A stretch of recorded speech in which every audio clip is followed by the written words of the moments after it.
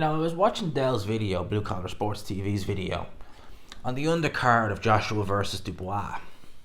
And he was basically saying that, in his opinion, it's a pretty good undercard, and I think it is too. And I noticed when this undercard was announced, so many people online talking about how, oh, it's not pay-per-view worthy, this whole card, and oh, it's not particularly good, and this, that, and the other. And I think I also heard Joe Stunner Boxing kind of sum it up best. I can't remember how exactly he worded it. I think he said words to the effect of, if you've been gorging on good show after good show from the Saudis, when one is good but it's not quite on that level, you look at it and you're thinking, oh, that's no good. No, it's a good card. Believe me, it's a very, very good card. That was my initial reaction when I seen the undercard. And you have to remember as well, that undercard has come together, reasonably quickly, because it did seem to me as though it was all just kind of announced. Like, we knew the press conference for Dubois Joshua was coming. We knew that. But we heard no rumours whatsoever. Maybe the Saudis tried to keep it under lock and key. I don't know, maybe. Maybe they were sick of people leaking it. Like, people leaked the 5v5s about a week or so before it was announced, and they did the whole, they wore the masks, but it was kind of pointless because everyone knew who was under them. I maybe didn't want to keep it under lock and key. I don't know. But it did kind of, it was weird the way they didn't reveal anything. So that kind of implies that maybe was this kind of, what we have now and there's more to come, possibly. But what we have now is still very good. I like Mark Chamberlain. I think he's fun to watch. He's in there against a fellow undefeated fighter, so that's going to be a good little scrap, I would imagine. Anyway, or Mark Chamberlain could do what he's been doing and just get rid of the guys like that. You have Anthony Cacace versus Josh Warrington. Whether you agree or disagree with Josh Warrington being in a world title fight, and I certainly don't like the fact he's getting this world title fight after 2 back-to-back defeats in world title fights, at the weight division below, mind you, I don't particularly like it, but AO it's there. In terms of the fight itself, I think the fight is actually very, very good. I think it's going to be a very, very fun, competitive fight. You also have Josh Kelly, all the Joshes. You've Josh Kelly versus Liam Smith. Liam Smith, who's been out of the ring for, by the time he actually fights, it will be over a year he's out of the ring, because it was early September last year when he fought Chris Eubank Jr. So it's going to be over a year since he last fought. So that's an interesting one. It was a bit random, but it's still one that I'm intrigued at nonetheless. Tyler Denny versus Hamza Shearers. I think that's going to be a good scrap while it lasts. I would imagine Hamza Shearers is going to be the victor in that fight, but while it lasts, I think that's actually going to be a really interesting fight to see if Tyler Denny can impose himself on the much bigger guy. How Hamza Shearers will be able to deal with the pressure of Tyler Denny, I think he'll be able to deal with it just fine. I think Tyler Denny is going to be in for a world of bother when he realises how big and how powerful Hamza Shearers is. And then also we have Joshua Boatsi. Again, all the Joshes. Anthony Joshua Boatsi, Josh Kelly and Josh Warrington. This card is full of Joshes. This card is full of them. But Joshua Boatsi versus Willie Hutchinson, that is for the interim WBO 175-pound title. I would have loved it to have been Anthony Yard.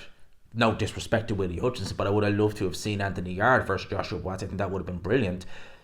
It's not the Saudis' fault, it's no one's fault. I would think you would have to just look at Anthony Yard and his team and management team and say, what the hell did you do?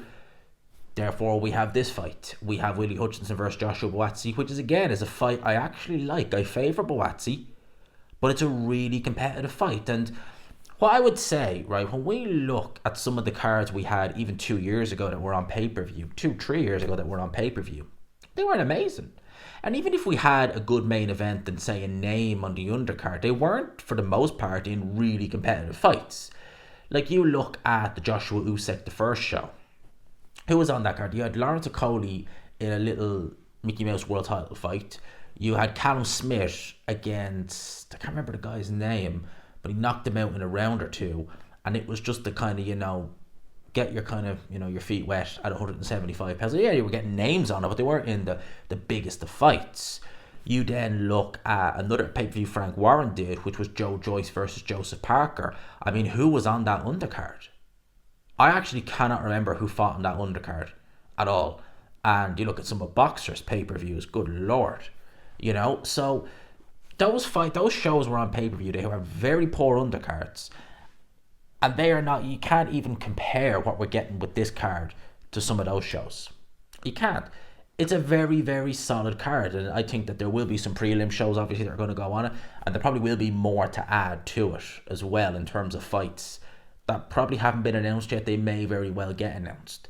So I think that it's a very, very good card. In terms of some of the Saudi shows, is this one of the better ones in terms of on paper, the undercard? No, but that doesn't mean it's bad. You know, the standards for these Saudi shows are so high that even if these are the standards, like the Fury Usyk, the Day of Reckoning, and the Matchroom Queens, but this is the standard, you know, and this is below it, that is still above what we were getting, way above what we were getting 2-3 years ago on pay-per-views. You know, there's not even a debate. Even last year, like, you know, it's way more impressive. So I think this card is good. I think it's going to be fun. I think there's a lot of fun fights on it.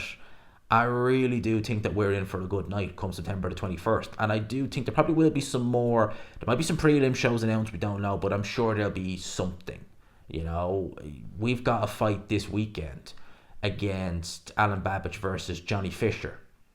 And I think that fight right there, the winner of that, could end up having a little spot on this card. I don't know that for a fact. I'm just looking and thinking, could they potentially? Maybe. Who knows? Wembley Stadium, stuff like that. And I was talking about the undercard. Let's not forget the main event, which I think that's the fight I'm looking forward to the most on this card, obviously, because I think that fight is going to be brilliant. So it's a good card in my opinion. Is it one of the Saudis' better shows? No. But is it bad? Hell no. Let me know your thoughts in the comment section below. Joshua versus Dubois, the undercard. Do you think it's weak? Or do you, like me, think, no, it's a strong card? It might not be the strongest Saudi show, but it's still flipping good. Let me know your thoughts in the comments below. I hope you enjoyed it, people. Smash the like button if you could. Subscribe, of course, as always, if you haven't already. Peace.